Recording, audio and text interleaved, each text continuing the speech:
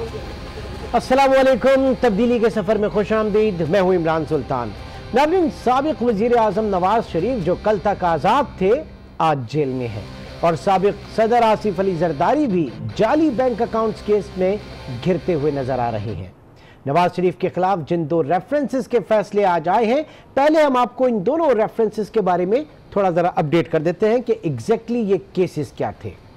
सबसे पहले बात करते हैं अल अज़ीज़िया स्टील मिल रेफरेंस की। अल अज़ीज़िया स्टील मिल्स की सन 2001 में अल अज़ीज़िया स्टील फैक्ट्री जो है सऊदी अरब में मियां मोहम्मद शरीफ साहब ने, जो कि नवाज शरीफ साहब के वालिद थे, उन्होंने कायम की थी और इसके इंतज़ामी उमूर हुसैन नवाज शरीफ चला रहे थे, जो कि नवाज शरीफ के बड़े साहबजादे हैं। शरीफ खानदान का इस स्टील मिल के बारे में कहना था कि इसका कुछ सरमाया सऊदी अरब से लिया गया, जबकि नैब वकला का कहना था कि शरीफ फैमिली के दावे किसी भी दस्तावेजी सबूत के बगैर हैं और ये इल्म नहीं कि इस मिल के लिए फाइनेंसिंग कहाँ से आई थी, सरमाया कहाँ से आया था। और नैब का दावा है कि शरीफ खानदान ने पाकिस्तान से गैर कानूनी तौर पर रकम हासिल करके इस मिल में सरमाया लगाया, जबकि हुसैन नवाज जो है उनका ये कहना था कि उन्हें अपने दादा की तरफ से $50 लाख से ऊपर की रकम दी गई, जिसमें से उन्होंने अल अज़ीज़िया स्टील मिल कायम की और उनके मुताबिक ज़्यादातर सरमायाकारी कतर के शाही ख़ानदान से की गई थी और मोहम्मद शरीफ साहब की दरख्वास्त पर यह मुमकिन हुआ था।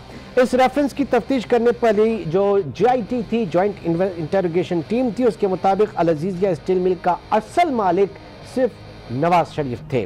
नैब हुक्काम का नवाज शरीफ के खिलाफ दावा है कि उन्होंने हुसैन नवाज की कंपनी से बड़ा मुनाफा हासिल किया और जिससे जाहिर होता है कि असल मालिक वो हैं, ना कि उनके बेटे। इस रेफरेंस की समातों के दौरान नैब इस इल्ज़ाम को साबित करने में कोई दस्तावेजी सबूत फराहम नहीं कर सका। दूसरी जानिब फ्लैगशिप रेफरेंस के हवाले से बात करते हैं, जिस फ्लैगशिप रेफरेंस में आज नवाज शरीफ जो है उनको बरियत मिली इस रेफरेंस में कि ये फ्लैगशिप इन्वेस्टमेंट जो है नवाज शरीफ के छोटे बेटे हसन नवाज ने बरतानिया में सन 2001 में कायम की इन्वेस्टमेंट कंपनी, और नवाज शरीफ इस बात से इनकार करते रहे कि उनका अपने बेटे के इस कारोबार से कोई किसी किस्म का लेन देन है, जबकि नैब हुक्काम का मानना था कि नवाज शरीफ इस कंपनी के बोर्ड के चेयरमैन रहे हैं। फ्लैगशिप इन्वेस्टमेंट समेत हसन नवाज ने 10 और कंपनियां कायम हुई थी, जिनके पास चंद जो है वो महंगी तरीन प्रॉपर्टीज भी थी, जिनमें से एक वन हाइट पार्क पैलेस भी शामिल है, जिसकी मालियत तकरीबन 5 करोड़ बरतानवी पाउंड है। रेफरेंस से मालूम करना था कि हसन नवाज के पास इस कंपनी को कायम करने के लिए सरमाया कहाँ से आया। यहाँ पे भी यही बात थी कि फाइनेंसिंग कहाँ से आई इस कारोबार को शुरू करने के लिए, और पर्टिकुलरली नवाज शरीफ साहब का इस केस या इस कंपनी से क्या ताल्लुक रहा है। नवाज शरीफ के मरकजी वकील ख्वाजा हारिस ने इन समातों के दौरान मुसलसल ये मौक़िफ़ इख्तियार किया कि इन तीनों रेफरेंस में तकरीबन 60% गवाहान और शवाहिद एक ही हैं, इसीलिए इन्हें एक साथ सुना जाए, लेकिन अदालत ने ऐसा नहीं किया। अलबत्ता एवनफील्ड के फैसले के बाद अगले दोनों रेफरेंस जो हैं उनको यकजा किया गया और आज हमने देखा कि अल अज़ीज़िया स्टील मिल रेफरेंस और फ्लैगशिप रेफरेंस के फैसले सामने आए और उसमें अल अज़ीज़िया में 7 साल कैद नवाज शरीफ को हुई, उनको 3 अरब 74 करोड़ रुपए जुर्माना उनके ऊपर आयद किया गया, 10 साल तक अवामी ओहदे के लिए उन्हें नाअहल करार दिया गया और उनके दोनों साहबजादे हसन नवाज और हुसैन नवाज के वारंट गिरफ्तारी भी जारी हुए। साथ ही साथ फ्लैगशिप रेफरेंस में चेयरमैन नैब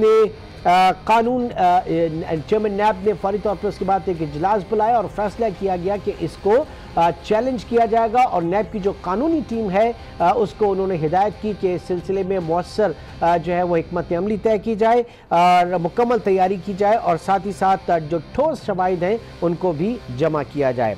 तो ये आज के प्रोग्राम में ज़ाहिर है कि नैब रेफरेंसेस के हवाले से, और दूसरा उस JIT का तस्करा जिस JIT में आज ओमनी ग्रुप के हवाले से और जाली बैंक अकाउंट के हवाले से बहुत सारी मालूमात जो है वो सामने आई हैं।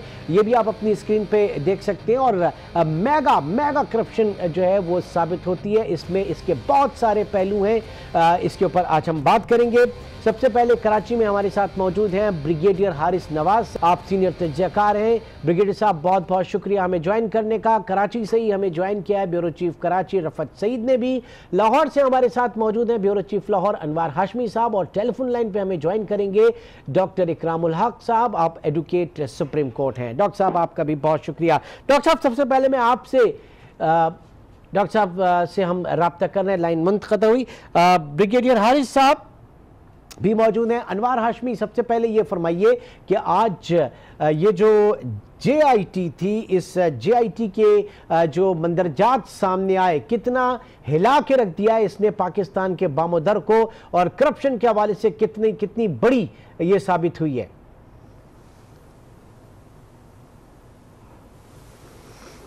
केस के मुकाबले में जो आज अगर आप JIT आसिफ अली जरदारी के केसेस की बात कर रहे हैं तो वो बहुत ही इम्पोर्टेंट था। अगरचे उसकी मीडिया पे उस अंदाज में सारी तवज्जो चूँकि नवाज शरीफ के केस की तरफ थी, तो वो इस हवाले से इम्पोर्टेंट थी कि जो चीफ जस्टिस साहब ने जो रिमार्क्स दिए, जो तासुर दिया, उससे तो बहुत ही वो इस अंदाज में पूरे एतमाद दिखाई देते थे कि जो JIT ने उनको रिपोर्ट पेश की है वो इसलिए वाजे उसको करार दिया जा रहा था कि इसके अंदर कोई ज़्यादा फरीक नहीं थे।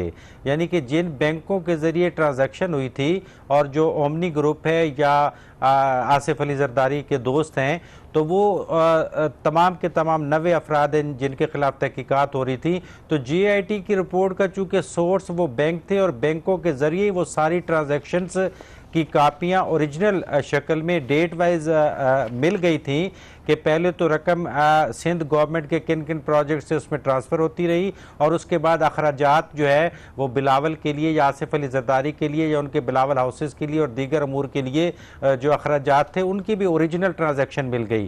तो इसलिए वो अदालत बहुत पुरएतमाद दे रही थी कि इसके अंदर वो नवाज शरीफ वाली JIT वाली सूरत हाल नहीं थी, क्योंकि वो मुख्तलिफ ज़राए से डॉक्यूमेंट ढूंढने थे 20 साल पुराने, 30 साल पुराने। तो इस हवाले से इस केस को बहुत इंपॉर्टेंट करार दिया जा रहा है कि उसमें मसलन कई दफ़ा उसमें जिक्र है कि सब्सिडी के अरबों रुपए जो है उसकी भी अमाउंट इसमें ट्रांसफ़र होती रही, फिर बाकी ट्रांजैक्शन का आपको पता है। हाँ इसी तरह सबसे पहले जो बहुत बड़ा बिलावल हाउस है लाहौर का, वो बहुत सवालिया निशान बना रहा था, तो उसका भी इंकशाफ हुआ कि उसकी सारी ट्रांजैक्शन जो सिंध के बैंकों के जरिए हुई है वो भी JIT को मौसूल हो गई है। तो यकीनन पीपल्स पार्टी ने इसको डिनाई किया है। कमर ज़माना ने कहा है, कमर ज़मान कहरा ने कहा है कि इस तरह की तो पहले भी शवायद पेश किए जाते रहे, लेकिन मैं समझता हूँ कि अब सूरत हाल मुख्तलिफ है। अब पहले 2015 में उस केस को दबा दिया गया था, लेकिन अब अदालतों का आप देख लें और नैब का, FIA का रुझान किस तरफ जा रहा है, हुकूमत का एजेंडा क्या, इदारों को सपोर्ट दी जा रही है, तो उस हिसाब से ये केस जो है 31 दिसंबर के बाद बहुत अहमियत इख्तियार कर जाएगा। जो आज नजर आए शवाहिद इस JIT रिपोर्ट जारी कि अब तो इसकी पूरी की पूरी रिपोर्ट जो है वो मंजर आम पर है। इसमें नाज़रीन आपको बताते चलें कि 128 सफ़ात पर यह मुश्तमिल है, 95 इनेक्स्टर्स हैं इसके, और 11,500 बैंक अकाउंट्स इसमें शामिल किए गए, इसमें बताए गए। इसमें पता चला कि 11,500 बैंक अकाउंट्स हैं, और ये बैंक अकाउंट्स 924 इनफरादी शख्सियात या जो कंपनीज है उनके थ्रू ऑपरेट हो रहे थे। कुल 885 लोगों को इसमें समन जारी किया गया। 767 लोगों के इसमें इसके खिलाफ जो है 767 लोगों के खिलाफ इंक्वायरी हुई, तहकीकात हुई, और मुख्तलिफ इदारे जो तहकीकाती इदारे वो इसमें शामिल थे। ब्रिगेडियर हारिस नवाज साहब, ये पहले जो अगर जायजा ले पिछले रेफरेंसेस जो नवाज शरीफ साहब के रेफरेंसेस थे और जो जरदारी साहब के खिलाफ JIT है, वहां पे हमें बहुत कुछ जो है तहकीकाती इदारों को ढूंढना पड़ा, खंगालना पड़ा। यहाँ पे काफी चीजें सामने आ गई हैं। तो जो एक नैरेटिव यहाँ पर लिया जा रहा है कि इस तरह के हरबे जो है वो पहले भी इस्तेमाल हुए हैं। क्या आप समझते हैं कि ये जो फाइंडिंग्स हैं ये बड़ी कॉन्क्रीट लेवल की है? देखें, इसमें फ़र्क ये है कि बेसिकली इसमें JIT ने तमाम इंफॉर्मेशन विद इन पाकिस्तान लेनी थी, जो क्या मौजूद हैं, बैंक हैं, उसके बाद जो लोग अवेलेबल थे, विटनेसेस सारे अवेलेबल थे, जिसकी वजह से उन्होंने ली। और बैंकिंग ट्रांजेक्शन 2+2। इसमें ये होता है कि आपने कोई भी कंप्यूटराइज सारा सिस्टम है, जो भी अकाउंट खुला है उसके बाद उसको किसने खोला, किसने वेरीफाई किया, और उसके बाद आपका एक सस्पिशियस ट्रांजैक्शन रिपोर्ट होती है STR, जो कि आपके फाइनेंशियल मॉनिटरिंग यूनिट है स्टेट बैंक की, वो मॉनिटर करते हैं और वहाँ से रेड अलर्ट निकालते हैं कितना अमाउंट फलां अकाउंट में जिनकी वर्थ इतनी नहीं है उसमें पैसा है, इसको इन्वेस्टिगेट किया जाए, जिसकी वजह से ये आसानी हुई। बात बेसिकली समझने की ये है कि इसमें सबसे पहले देखने आइंदा के लिए भी रोका जाए कि वो कौन सा बैंक मैनेजर था जिसने ये अकाउंट खोले, फिर उसके बाद किसके नाम पे खोले, उस पर फिर उसके बाद वहाँ से उन्होंने हर महीने एक सस्पिशियस ट्रांजैक्शन की रिपोर्ट होती है कि इस अकाउंट में इतना पैसा है जिसका बिजनेस कोई ऐसा नहीं है, वो इनिशिएट क्यों नहीं किया। तो एक बहुत बड़ी चेन निकलेगी अप टू स्टेट बैंक, एक तो ये पता चलेगी। और सेकंड, उसके साथ तमाम ट्रांजैक्शन जिधर से भी हो, चाहे कॉन्ट्रैक्टर ने पैसे दिए या आपको सिंध गवर्नमेंट से आए, सिंध बैंक से आए या इंडिविजुअल के थ्रू आए, सारे कोई भी पैसा छुप नहीं सकता because of computerise centralise computerise system की वजह से, जो कि आसानी JIT को ये फ़र्क है पनामा की JIT में और इसमें फ़र्क है, क्योंकि वहाँ से इंफॉर्मेशन बाहर से लेनी थी, ऑफशोर कंपनीज थी, इंग्लैंड में प्रॉपर्टीज़ हैं, उनकी वजह से प्रॉब्लम्स हो रही थी, तो यहाँ पर हो जाएगी। लेकिन मेरे ख्याल में एक अच्छी बात यह है कि सुप्रीम कोर्ट ने 31 दिसंबर जरदारी साहब को दिए कि आप अपने जवाब दें, उसमें वट एवर रीज़न दे है they should be able to highlight कि जी मेरे ये ट्रांजैक्शन है, ये बिजनेस था जिसकी वजह से सारा कुछ हुआ। तो I think the best thing is कि हमें 31 दिसंबर तक वेट भी करना चाहिए, देखना चाहिए कि क्या हुआ, कैसे हुआ। बट JIT ने बहुत कॉम्प्रिहेंसिव रिपोर्ट दी है, उन्होंने 2+2 पूरे लिंकेज किए हैं, एक्सेस लगाए हैं और अल्टीमेटली इट लुक्स कि ये काफ़ी सीरियस चीज़ें होंगी जरदारी साहब के लिए। ठीक है, रफत सईद भी इस वक्त हमारे साथ मौजूद है। रफत साहब, आप ये बताइए कि जो पॉलिटिकल नैरेटिव, पॉलिटिकल विक्टिमाइजेशन की जा रही है और ऐसी चीज़ें पहले भी मंजर आम पर लाई गई, कितना मुश्किल होगा इस वक्त इन चीज़ों को झुटलाना या इन चीज़ों को ज़ाहिर है कि इनकी अहमियत को कम करना? रफत साहब। इमरान, देखें, पॉलिटिकल विक्टिमाइजेशन के हवाले से बयानात तो माजी में भी आते रहे और हमेशा कहा यही जाता है कि सियासी तौर पे इंतकाम का निशाना बनाया जा रहा है, तो ये कोई एक नई बात नहीं है। हाँ, ये ज़रूर है कि इस सारे मामले में जब इसका आगाज़ हुआ था, मैं उस वक्त से हम इस चीज़ को फॉलो कर रहे थे और जो JIT बनी, इब्तिदा में FIA के अफसरान डरे हुए थे, वो इसमें हाथ डालने के लिए तैयार नहीं थे और जिन अफसरान का ताल्लुक़ सूबा सिंध से है वो ख़ास तौर से तैयार नहीं थे। फिर उन्हें नैब ने एतमाद दिया, इसके साथ साथ सुप्रीम कोर्ट का एतमाद उन्हें मिला और उन्हीं अफसरान ने, जो कि FIA काम नहीं किया करती थी, उन्हीं अफसरान ने काम करके दिया और ये तमाम चीज़ें बड़े ठोस शवाहिद के साथ सामने आई। और अभी यहीं पे मेरे ख्याल में का बस नहीं हुआ है, अभी और बहुत सारे ऐसे चीज़ें सामने आना बाकी हैं जिनका तस्करा इस JIT में नहीं है, लेकिन जब इस JIT के हवाले से इसको मज़ीद आगे ले जाया जाएगा तो और बहुत सारे सनसनीखेज़ इंकशाफात आएंगे। हाँ, पहली मरतबा ये ज़रूर हुआ है कि वज़ीर आला सिंध मुराद अली शाह, जिनके बारे में एक तासुर यही था कि वो बड़ा नीट एंड क्लीन है, अच्छे पॉलिटिशियन हैं, तो उनका नाम भी सामने आ रहा है कि उन्होंने एक सहूलतकारी की है, उन्होंने इसमें जो है ओमरी ग्रुप को खासा फेवर किया है और वो सब पार्टी के सरबराह की हिदायत पे किया। तो लिहाजा एक इसमें तशवीशनाक पहलू ये भी है कि वज़ीर आला सिंध जो हैं उनसे भी बासपुरस होगी, उनसे भी पूछा जाएगा जो इससे पहले नहीं पूछा जाता था। और यकीनन जब वज़ीर आला सिंध की तरफ बात आएगी तो वो सारा रास्ता साबिक़ सदर आसिफ अली जरदारी की तरफ भी जाता है और इसके बाद फिर सिंध हुकूमत जो है वो मेरे ख्याल में उस तरह से परफॉर्म नहीं कर पाएगी जिस तरह से उम्मीद की जा रही थी। बहुत सारी मामलों में जो है वो डिले होगा, बहुत सारी चीज़ें जो है सियासत की नज़र हो जाएंगी और फिर वही गवर्नेंस की बात जो है वो पैदा हो जाएगी, क्योंकि इस सूबे में वैसे ही काम नहीं हुआ। पीपल्स पार्टी 3 मरतबा बरसरे इख्तियार रही लेकिन इस सूबे के हिस्से में कुछ भी नहीं आया और इस मरतबा शायद इस जरिए से पीपल्स पार्टी को एक राह फरार मिल जाए। डॉक्टर इकराम उल हक साहब, आप भी इस वक्त हमारे साथ मौजूद हैं। डॉक्टर, ये कहा कि जो दूसरे रेफरेंसेस थे, शरीफ फैमिली के रेफरेंसेस, वहाँ पे मनी ट्रेल जो है वो पता नहीं लग रही थी, वो पता करना था। यहाँ पे मनी ट्रेल के नाम पे सिर्फ ये पता करना था कि ये जाली और बोगस अकाउंट्स, वो एक दफ़ा ट्रैक हो गए तो सारी चीज़ें जो है 2+2 सामने आ गई। तो कितना आसान होगा इस वक्त इन चीज़ों को इन्वेस्टिगेशन के हवाले से आगे लेके चलना और हतमी कोई राय कायम करना या फैसला करना? देखिए, जो JIT ने अपना काम किया है वो जिस तरफ इशारा कर रहा है एक ऑर्गेनाइज क्राइम का मामला है। पाकिस्तान में अगर हम देखें तो हमें रियासती सतह के ऊपर जो बरसर इक़्तिदार हुकूमत को होती हैं उनके यहाँ जो सियासी हमारे हेड हैं उनके ऊपर इल्जाम आ रहे हैं। बाकी मुल्कों में जब बदनवानी होती है तो यूजुअली रियासत और हुकूमत उन ऑर्गेनाइज क्राइम करने वाले लोगों के खिलाफ लड़ रही होती है। यहाँ मामला बिल्कुल उल्टा है। यहाँ अदारे जिन्होंने अपनी लड़ाई करनी थी वो खुद ही इन लोगों के हाथों में बेचारे कैप्टिव थे।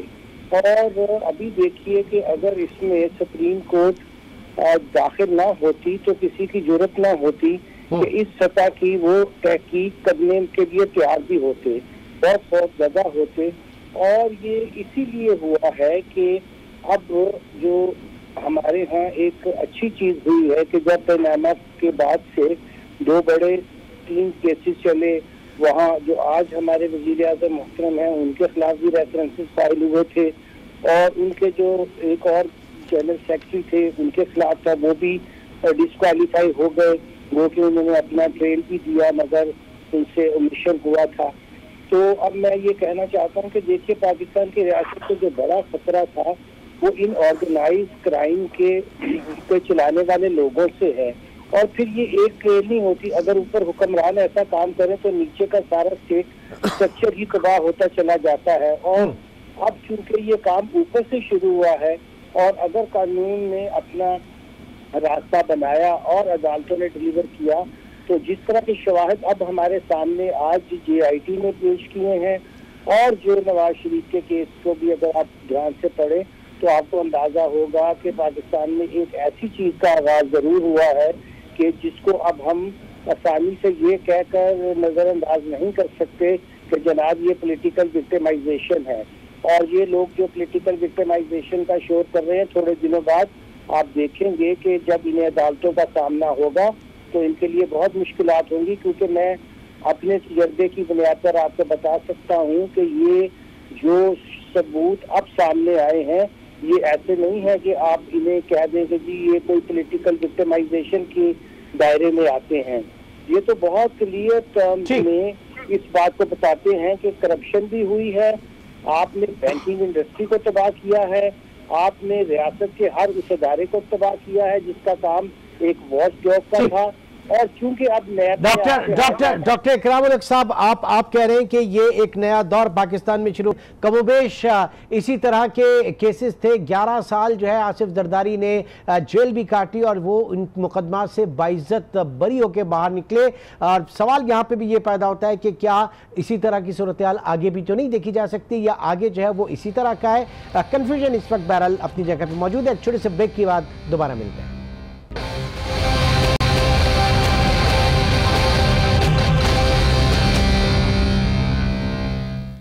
रिपोर्ट जो इसको अगर आप देखें तो जिस साहब का फवाद जिक्र कर रहे थे वो इनके सामने तो तिफले मकतब लगता है। उसको तो मतलब समझे आए कि बेचारे, मैं तो समझता हूँ बेचारा कहता हूँ कि एक फैक्ट्री लगाई वो भी पड़ेगी।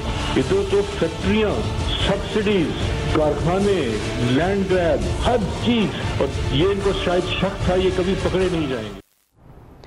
Welcome back. आपने सुना कि इस वक्त शहजाद अकबर साहब जो कि वजीर आजम के मुआविन खुसूसी बराए एहतसाब हैं, उनका कहना है कि जरदारी साहब की करप्शन के सामने नवाज शरीफ की करप्शन कुछ भी नहीं, बल्कि नवाज शरीफ साहब जो हैं वो तिफले मकतब हैं।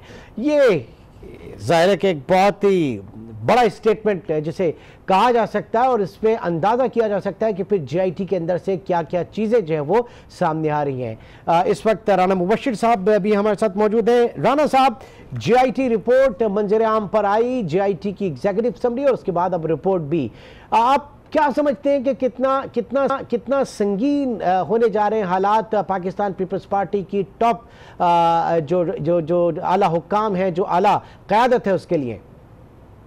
देखिए जी, मेरे ख्याल में tough times are ahead for them और उनके लिए बहुत टफ टाइम होगा और इन चीज़ों को जस्टिफाई करना बहुत मुश्किल होगा इन लोगों के लिए। क्योंकि जो JIT बनी थी वो इस साल के 9वें महीने में बनी थी 5 तारीख को और इसमें JIT के अंदर जो मेंबर्स थे उसके FIA के एक साथ थे, NAB के साथ थे, FBR के थे, SBP के थे, SECP के थे, ISI के थे, और गुलिस्तान जौहर के अंदर ये इन्वेस्टिगेशन जो JIT जो थी बैठी थी उसने इन्वेस्टिगेशन की और उसके अंदर समन किए 885 लोगों को जी। उसमें से 767 लोगों को एग्जामिन किया गया और 11,500 बैंक अकाउंट्स जो हैं जो कि 924 इंडिविजुअल्स और कंपनीज के नाम पे निकले, और जो रिपोर्ट सबमिट कराई गई है JIT की वो आज कराई गई है, यानी कि 24 तारीख को कराई गई है, और ये 128 सफ़ात पे मुश्तमिल है। इसके 95 एनेक्शंस हैं along with 27 final investigation reports हैं। इसके अंदर 27 इन्वेस्टिगेशन रिपोर्ट्स हैं फाइनल जो हुई है, कंक्लूड हुई है, और इसके अंदर एक रिपोर्ट ऐसी है जो कि रिपोर्ट नंबर 25 कहा जाता है इसको, जो कि बहुत कॉन्फिडेंशियल है और इसको रखा गया है। इसमें नेक्सस बताया गया है, ओमनी ग्रुप का और जरदारी साहब का नेक्सस बताया गया है, किस तरीके से लोन्स की मिसअप्रोप्रिएशंस हुई और सिंध बैंक ने क्या रोल प्ले किया, सिंध बैंक के अंदर जो लोग बैठे हुए थे या सिंध बैंक की क्रिएशन जो की गई वो किस तरीके से की गई, उसको मनी लॉन्ड्रिंग के लिए कैसे इस्तेमाल किया गया, सब्सिडरी के अंदर जो मिसअप्रोप्रिएशंस की गई, जो कि सब्सिडरी यानी कि अनवर मजीद के बेटे को अभी रिसेंटली एक सब्सिडरी दी गई जबकि केस चल रहा था, JIT की इन्वेस्टिगेशन चल रही थी, उसी दौरान अनवर मजीद के बेटे को सिंध गवर्नमेंट ने एक सब्सिडरी दी जो कि बिलियंस ऑफ रुपीस की थी। इसके अलावा जो फेक अकाउंट्स और मनी लॉन्ड्रिंग के लिए जो बैंक इस्तेमाल किए गए वो था Sindh bank, Summit bank, UBL, MCB और फैसल बैंक। इनको जनाब इस्तेमाल किया गया। ये सब चीजें JIT की हैं, मैं अपनी तरफ से नहीं बता रहा, JIT की रिपोर्ट में शामिल है। इंटरनेशनली मनी लॉन्ड्रिंग कैसे हुई उसका भी डिटेल्ड उसमें जिक्र किया गया है और पूरा बताया गया है कि इंटरनेशनली मनी लॉन्ड्रिंग कैसे की गई बैंकों के थ्रू, और अनडिक्लेयर्ड जो इंटरनेशनल एसेट्स हैं और ऑफशोर कंपनीज हैं जिनका जिक्र कभी भी नहीं किया गया, ना कि इलेक्शन कमीशन के फॉर्म्स में उसकी डिक्लेरेशन की गई, उनका भी जिक्र है कि जनाब ये जो इंटरनेशनल एसेट्स हैं चाहे वो जरदारी साहब के हों या फरियाल बीबी के हों, उनकी डिटेल्स दी गई हैं उसमें। और जिस तरीके से बहरिया टाउन जो है, जो साउथ की एक्सपेंशन हुई है, बहरिया टाउन साउथ की एक्सपेंशन जो हुई है वो किस तरीके से हुई है, उसमें सिंध गवर्नमेंट के कौन कौन से इदारे थे जो जनाब उसमें शामिल थे, उन्होंने किस तरीके से किए ये सारी जनाब साउथ के एक्सपेंशन और उसको किस इलीगली उसको जनाब एक्सपेंड किया गया और किस तरीके से गवर्नमेंट की जो जमीन थी। राणा साहब आपने पूरी रिपोर्ट खोल के रख दी सामने। ब्रिगेडियर हारिस साहब, ये तो बड़ी धांसू किस्म की रिपोर्ट है। मेरा सवाल यहाँ पे ये 4-5 बैंक्स के नाम बताए, और जाहिर है कि आप एक अकाउंट अगर खोलने जाएं तो आप नहीं खोल सकते। KYC इतना, know your customer know your client जो है वो इतना कॉर्पोरेट गवर्नेंस के उसमें आता है। पाकिस्तान का बैंकिंग सेक्टर फिर कहाँ पे खड़ा हुआ है? ये इनके जो पीछे इनकी रेटिंग करते हैं, रेटिंग एजेंसीज हैं, वो कहाँ पे खड़ी है? जाहिर है कि ये बगैर किसी मैनेजर के, ब्रांच मैनेजर के और हाई अप्स के, यहाँ तो कुछ बैंकों की ऐसी बात है जिनका पेड अप कैपिटल उतना नहीं था जितने में वो खोले गए थे, और जब पेड अप कैपिटल के लिए फेक अकाउंट से उनका पैसा गया। देखें, यही मैं बात जो अभी भी पहले कर रहा था कि सबसे इंपॉर्टेंट बात है कि रेगुलेटर जो है स्टेट बैंक, उसके बाद डिफरेंट बैंक, जो सिंध बैंक की बात की गई है, समिट बैंक की है, UBL है, MCB है, आपने एक सिस्टम वजह किया हुआ कि बैंक अकाउंट कैसे खोलना है, और ताकि ये जो भी वो कर रहे थे, बात ये कि ये सबने फैसिलिटेट किया है, so they need to be also sorted out. सबसे बड़ा कि अगर यहाँ से ये ना होता तो ये काफ़ी हद तक पहले ही कंट्रोल कर लिया जाता। ब्रांच मैनेजर जो कि अकाउंट खोलता है, ही इज़ रिस्पॉन्सिबल कि कौन है, उसकी वर्थ क्या है, बिजनेस क्या है, he has to submit NTA number देना होता है, एग्रीकल्चर है तो एग्रीकल्चर पासबुक देनी होती है। फिर उसके बाद उसके अकाउंट को मॉनिटर किया जाता है कि ये बिजनेस क्या कर रहे हैं, क्या इनके बिजनेस की कोई वर्थ है जिसमें बिलियन की ट्रांजैक्शन हो रही हैं, क्या वो ऐसा कौन सा बिजनेस कर रहे हैं। इमीडिएटली वहाँ अगर वो चेक हो जाता तो ये काफ़ी हद तक कंट्रोल हो जाता।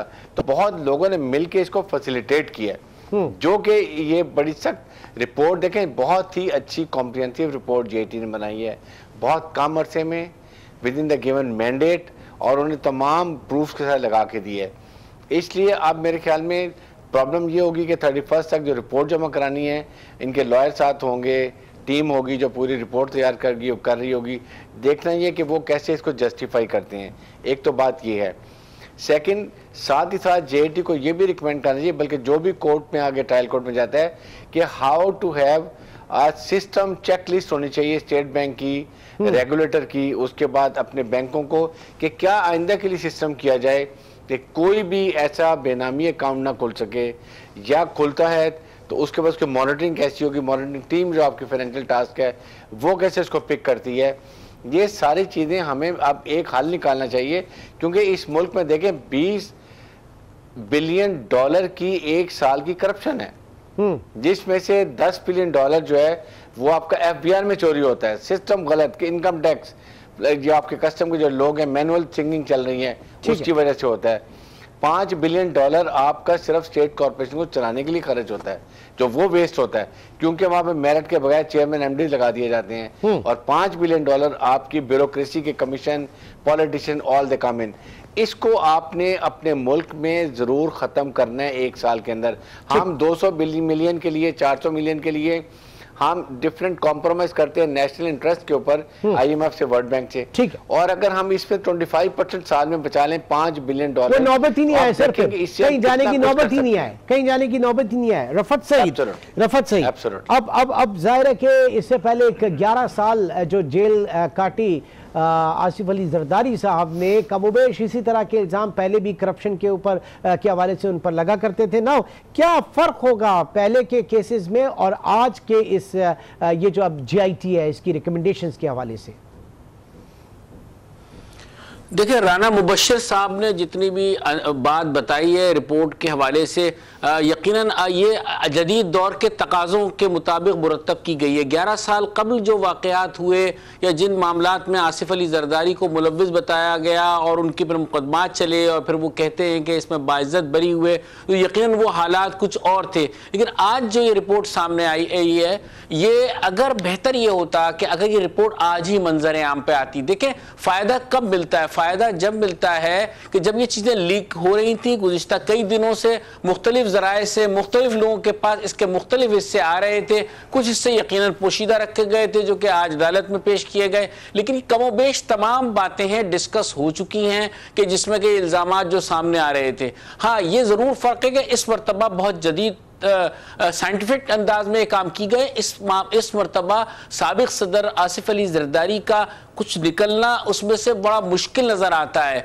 लेकिन माजी में वो बहुत बआसानी निकल गए क्योंकि उन्होंने डिफेंड भी किया और प्रूफ करने में वो ये कामयाब रहे कि इन पे जो इल्जामात थे वो झूठे हैं। लेकिन आज जो ये तहकीकाती रिपोर्ट सामने आई है इसमें खासे ठोस शवाहिद मौजूद हैं, क्योंकि मनी ट्रेल सामने आया है, इसमें बैंकिंग पूरा नेटवर्क पकड़ा गया है। जितने बैंकों के नाम राना साहब ने लिए, इनके जितने जिम्मेदारान थे सब FIA की कस्टडी में थे, सबसे इंट्रोगेशन फर्दन हुई है, तो कोई चीज छुप नहीं सकती। फिर कंप्यूटराइज्ड ट्रांजैक्शन जितनी भी हुई हैं वो भी नहीं छुप सकती थी। जहां तक रहा ओमनी ग्रुप का मामला, तो ये तो बिल्कुल एक ऐसा ओपन सीक्रेट है कि बेपनाह फैसिलिटेशन थी ओमनी ग्रुप के लिए, बेपनाह फैसिलिटेशन थी बहरिया टाउन के लिए, तो ये सबको ये बातें मालूम है। हाँ, तहरीर में ये पहली मरतबा आ गई हैं और यकीनन इसका नतीजा निकलना चाहिए, और जब ये चीजें अदालत में आएंगी तो इसको डिफेंड भी इसी तरह करेगी पीपल्स पार्टी, जो कि आपने भी से थोड़ी देर पहले हम देख रहे थे कि उन्होंने अपने जो मुर्तज़ा वहाब हैं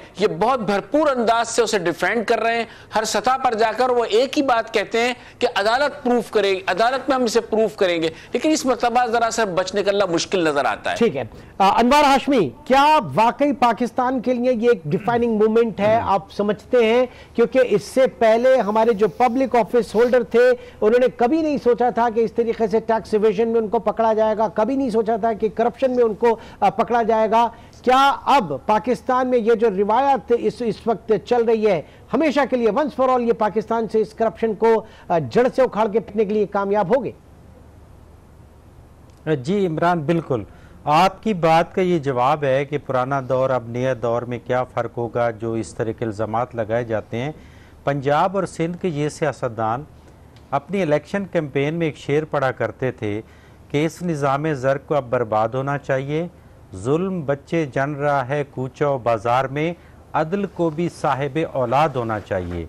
उनको यकीन नहीं था कि अदल वाकई अब साहिब औलाद हो गया है, इसलिए अब इनको थोड़ा मुख्तलिफ नज़र आ रहा है और वो अदल जो है वो नताइज देना शुरू कर दिया है।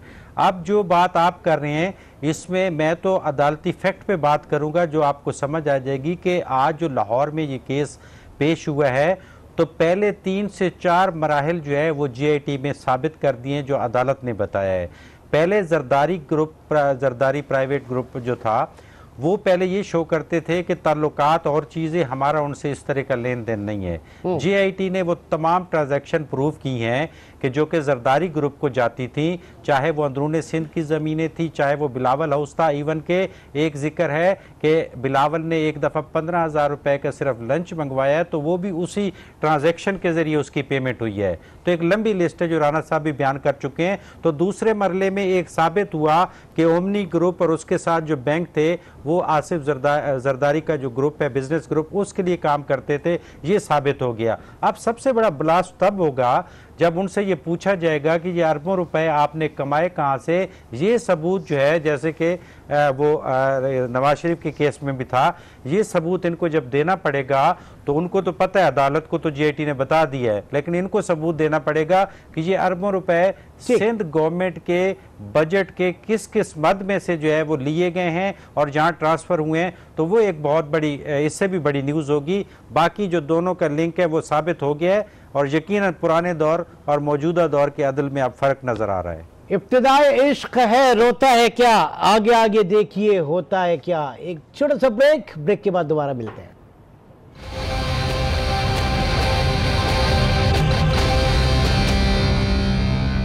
हमारे साथ मौजूद है डॉक्टर साहब। आज की ज़ाहिर के दिन की दो बड़ी खबरें, एक मियां नवाज शरीफ साहब और दूसरा GIT ओमनी ग्रुप के हवाले से।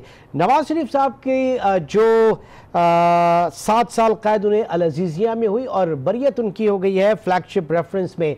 तो ये फ्लैगशिप रेफरेंस में बरियत हुई किस वजह से, क्या आप समझते हैं? क्या वहाँ पे उसकी जो कन्विक्शन थी, प्रोसिक्यूशन थी, वो कमज़ोर थी? क्या हुआ क्या जी उस केस में आपको ने फैसले में देखा होगा कि चूंकि दोनों बेटे जो हैं उनके दावे तो ये थे कि हम जैसे कोर्ट में आएगा हम सारा कुछ बता देंगे। अगर अभी वो वालिद मोहतरम को बिल्कुल ही तन्हा छोड़कर गायब हैं और इश्तिहारी हो चुकी हैं, आज फिर उनके जो हैं वो नाकाबिले जमानत वारंट जारी हुए हैं और कोर्ट ने टेक्निकल ग्राउंड पे इस रेफरेंस को पेंडिंग किया है, क्योंकि लॉ ये है कि जब तक जो भी मुल्ज़म है वो खुद आकर उसमें हिस्सा ना आकर कोर्ट के सामने पेश ना हो तो वो रेफरेंस क्रिमिनल आगे चलता नहीं है। अच्छा। अलबत्ता मैं आपको ये बता दूं कि सेक्शन 31 जो नैब ऑर्डिनेंस का है उसके तहत इनको डेलिबरेटली यहाँ ना आने की एक अलहदा से 3 साल की सजा दी जा सकती है।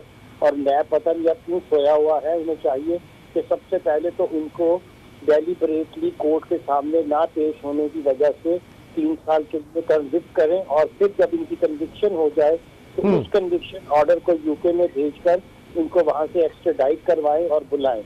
अब मैं इस कानूनी नुक्ते के बाद आपको एक बात बताऊं कि ये देखिए, ये वो 11-12 साल जो जेल में रहे और बाइज्जत बरी हुए, ये भी एक अफसाना है, क्योंकि उस वक्त एंड के ऊपर इनकी आपस में बिल्कुल अंडरस्टैंडिंग हो चुकी थी और जब ये पूरा रिकॉर्ड ही वहां से गायब करके जो पहले सर्टिफाइड रिकॉर्ड था उसकी जगह फोटो कापीज लगा दी गई और जो जज ने फैसला लिखा उसने कहा कि मेरे सामने तो वो रिकॉर्ड ही नहीं। अगर वो इतना बड़ा क्रिमिनल एक्ट हुआ था पाकिस्तान की तारीख में कि इन्हीं दोनों पार्टियों ने जो अब जेर ताब है और कह रही हैं कि जनाब हमारे खिलाफ यकतरफा कार्रवाई हो रही है, तो साहब की उस जमाने में एक दूसरे के साथ ना सिर्फ हैंड ज्वाइन किए बल्कि क्रिमिनली एक दूसरे के केसेस को खत्म करवाया। तो ये जो बाइज्जत बरी होने वाली बात है, इसको भी हमें भूलना नहीं चाहिए कि वो कोई ऐसी बात, कोई बाइज्जत बरी नहीं थे और वो कोई 12 साल जेल में रहने का कोई कारनामा जो था ऐसा अंजाम नहीं दिया था जिसके ऊपर उनको तमगाए हुस्न कारकर्दगी मिलना चाहिए।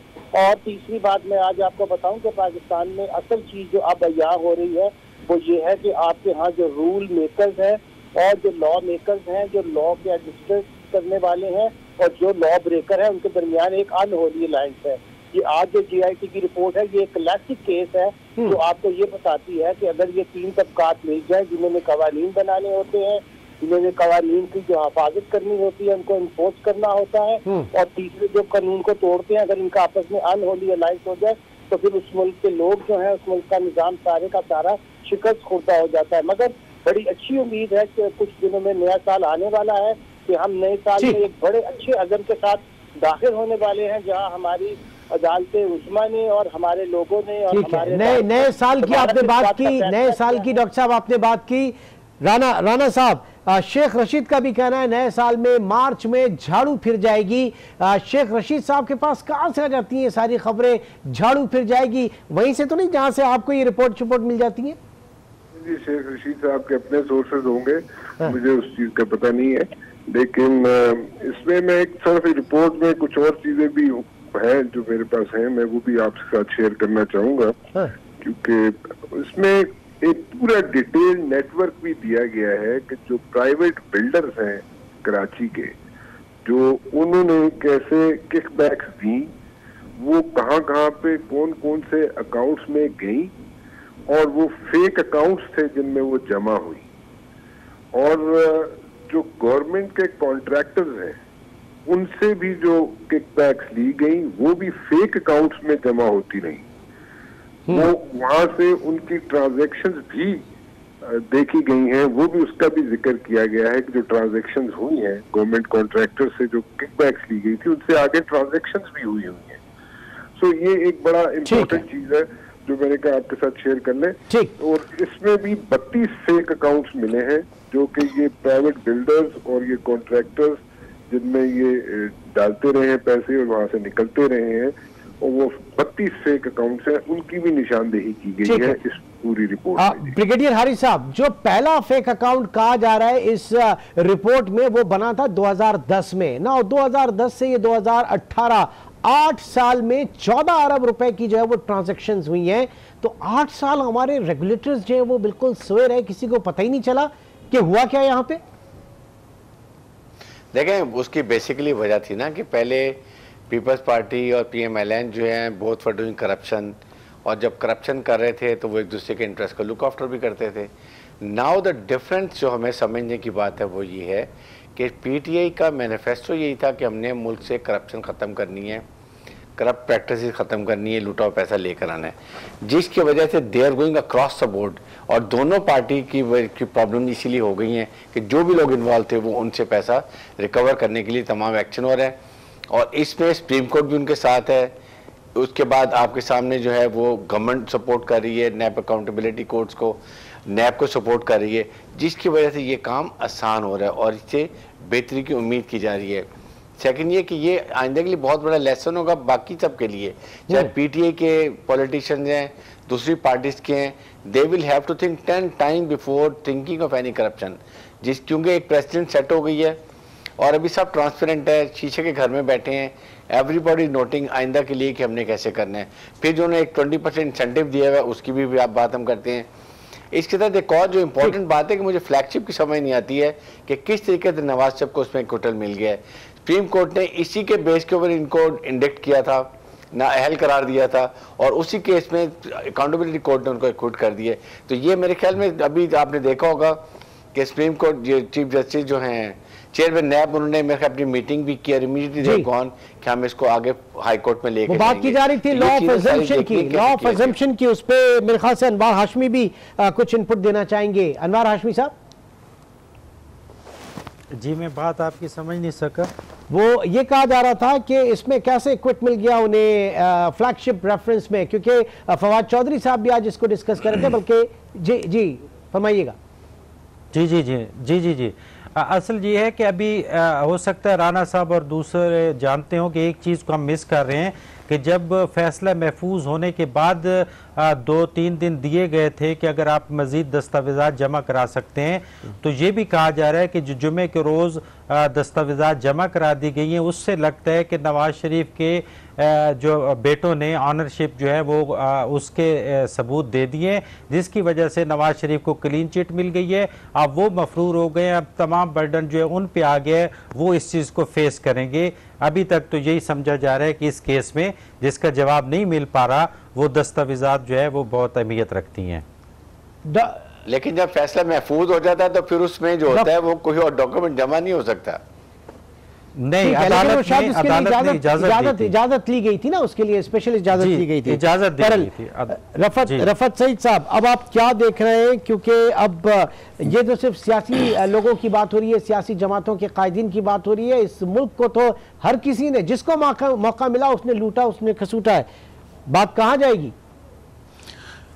जी बिल्कुल आपने दुरुस्त कहा। मैं वो राना साहब ने जो गुफ्तगू की थी, मेरे ख्याल में उन्होंने तो बहुत दबे दबे लफ्ज़ों में एक बात की थी, बिल्डर्स का जिक्र किया था। मैं बड़ा आपको क्लियर बता दूं और मैं बार बार कहता रहा हूं ये बात कि पाकिस्तान पीपल्स पार्टी के अरकान असम्बली हों, तहरीक इंसाफ के हों, MQM के हों, बेशतर का जो कारोबार है वो कंस्ट्रक्शन का कारोबार है, तामीराती प्रोजेक्ट्स बनाते हैं, और जो बराह रास्त नहीं बनाते वो बड़े बिल्डर्स के साझेदार हैं। लिहाजा अभी उन पर से पर्दा उठना बाकी है। और जिन कॉन्ट्रैक्टर का उन्होंने जिक्र किया, बड़ा वाज़ेह तौर से इस रिपोर्ट में मौजूद है।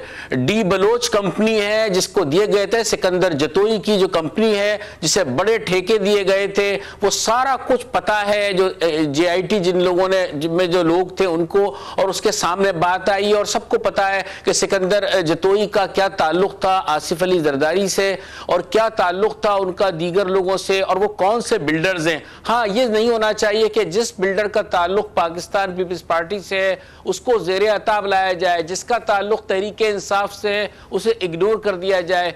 तो मेरे ख्याल में अगर ये नहीं होगा तो ये बहुत अच्छे तरीके से चीज़ें आगे चलेंगी और मजीद चीज़ों पर से पर्दे हटेंगे।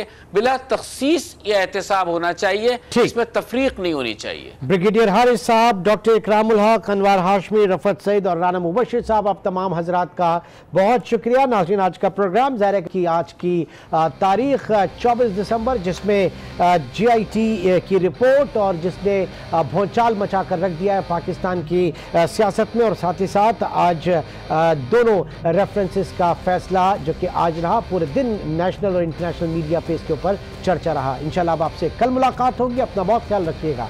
अल्लाह हाफ़िज़।